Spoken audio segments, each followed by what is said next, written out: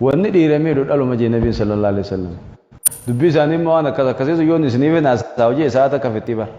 ammas dhalattuun dhiyaatan qaama akkasii isinii hime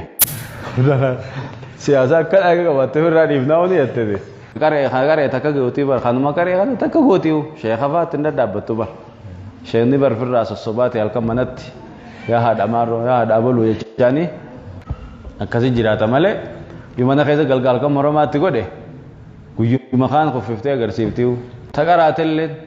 guyyaa aarte sheeytaanni suma kaasa sheekha akka jetteen hin dhageenye bara naanii jetteen shaashaayin akkana ganda shaashaa goote kuni jaartii sheekaatii kana ganda shaashaa na godhe namni na himu waan jiru bara naanii kana ganda tolchitee beeytaa jetteen akkamittiin siini jeen ifi anuma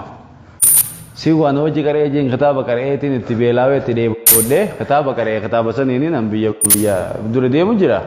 ati mee kamiini jennaan ati dhiisetteeni amma waliin igirtuma yaa'ii kaafte mana keessatti aarsiteetuma aariin karaa maskidaa qote khutbaa fudhatee jumma salaachisuu deema akkasumatti isaa minbara irratti ol ba'e ijoollee guurtee ulaa maskidaa dura geessitee ijoollee tantee kun onarraa taraka biyyee mideensis irraa nyaatin yankutee karaa hankutan deeme jettee isaa akkasitti inna alhamdulillah jechirra sun olaa dura akkas jettee qotte wulii eega garaan bishaan ta'e qottee miree jaartiin ilmaan nayite gabbu'ee ijoollee tan olii qabamu mee akkam godha ammaa baadu kuma jeetti ammaa baad eessa ammaa baad irra jabotare ammaa baad ijji takka ijoollee bira gatee itti takka qalbiin isiin qottee jaartii jala achi jirti qalbiin takka ammaa baad wajaaje ammaa baad irra dabruu dadhabeeti akkasii qabanii ishee irraa jedhanii gabbuusanii